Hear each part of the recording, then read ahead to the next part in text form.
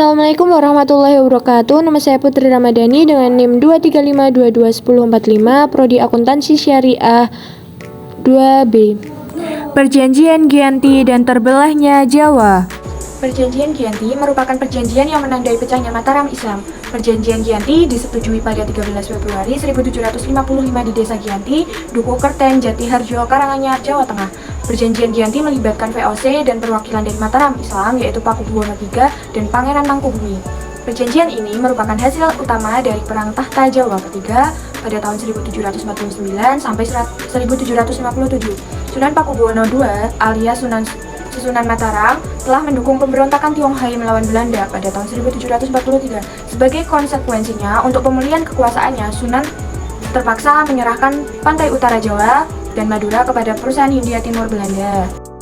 Awal mulai pecahnya Mataram Islam diawali dari konflik saudara di Kasunanan, Surakarta. Pada konflik tersebut terjadi perebutan tahta Mataram Islam antara Susuhunan Pakubuwono II, Pangeran Mangkubumi, dan Raden Mas Said atau Pangeran Sambernyawa.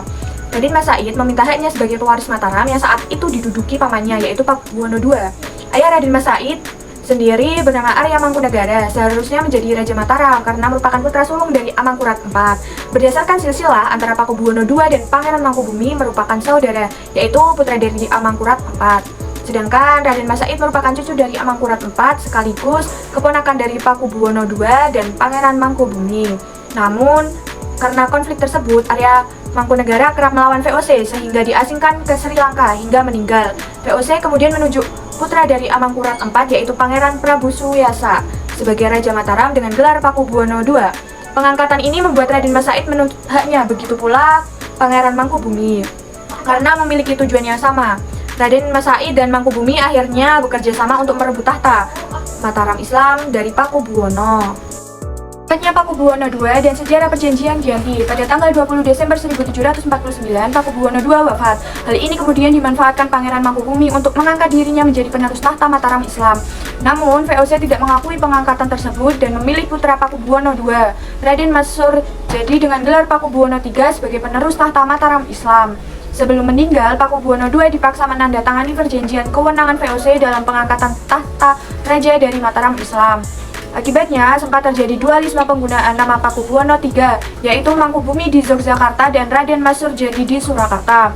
Kondisi ini membuat Mangkubumi dan Raden Mas Said kemudian melancarkan perlawanannya kepada VOC dan Pakubuwono III. Situasi ini dimanfaatkan VOC untuk memecah kekuasaan Mataram Islam. Mangkubumi diberikan penawaran setengah dari wilayah Mataram Islam yang dipegang Pakubuwono III. Sunan Pakubuwono III didukung kompeni menggantikan tahta setelah wafatnya Sunan Pakubuwono II.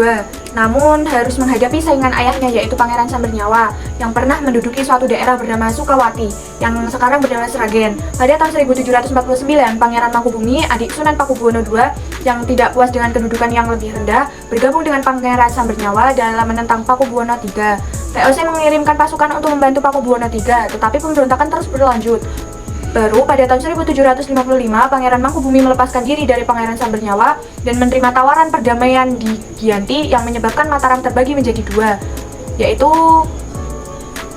setelah itu Pangeran Sambernyawa baru menandatangani perjanjian tersebut dengan VOC pada tahun 1757 melalui perjanjian Salatiga yang memberinya hak untuk memerintah sebagian tanah Apensi yaitu Sitilunggu di wilayah Negara Agung, wilayah inti Mataram bagian timur, yang kemudian bergelar sebagai Adipati Mangkunagara I. Menurut catatan harian Nicholas Hertings, Gubernur VOC untuk Jawa Utara pada tanggal 10 September 1754, ia berangkat dari Semarang untuk menemui Pangeran Mangkubumi. Pertemuan dengan Pangeran Mangkubumi sendiri baru terlaksana pada tanggal 22 September 1754. Pada hari berikutnya diadakan perundingan tertutup yang hanya dihadiri oleh beberapa orang.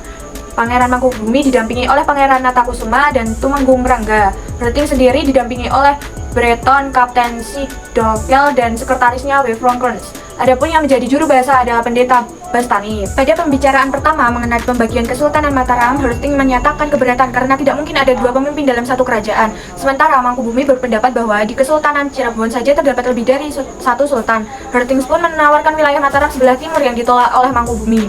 Perundingan berjalan kurang lancar karena masih ada kecurigaan di antara mereka. Akhirnya setelah bersumpah untuk tidak saling melanggar janji, maka pembicaraan dapat berjalan lancar. Hertings kembali mengusulkan agar Mangkubumi tidak menggunakan gelar susuhunan dan menentukan daerah mana saja yang akan dikuasai olehnya. Semula Mangkubumi keberatan melepas gelar susuhunan karena sebagian rakyat Mataram telah mengakuinya sebagai susuhunan sejak 5 tahun sebelumnya. Pangeran Mangkubumi diangkat sebagai susuhunan di daerah Kebanaran ketika Pakubuwono II wafat, bersamaan saat VOC melantik Adipati Ano menjadi Pakubuwono III. Dengan terpaksa diberhentikan dan diteruskan keesokan harinya pada tanggal 23 September 1754 dan akhirnya tercapai nota kesepahaman bahwa Pangeran Mangkubumi akan memakai gelar sultan dan mendapatkan setengah bagian Kesultanan Mataram.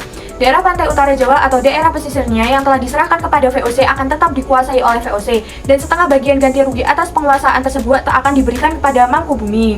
Selain itu, Mangkubumi juga akan memperoleh setengah pusaka-pusaka istana. Nota kesepahaman tersebut kemudian disampaikan kepada Pakubuwono III.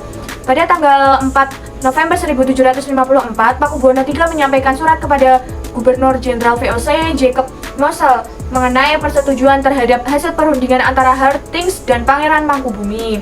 Berdasarkan perundingan yang dilakukan pada tanggal 22 sampai 23 September 1754 dan surat persetujuan Sunan Pakubuwono III, maka tanggal 13 Februari 1755 ditandatanganilah Perjanjian Giyanti.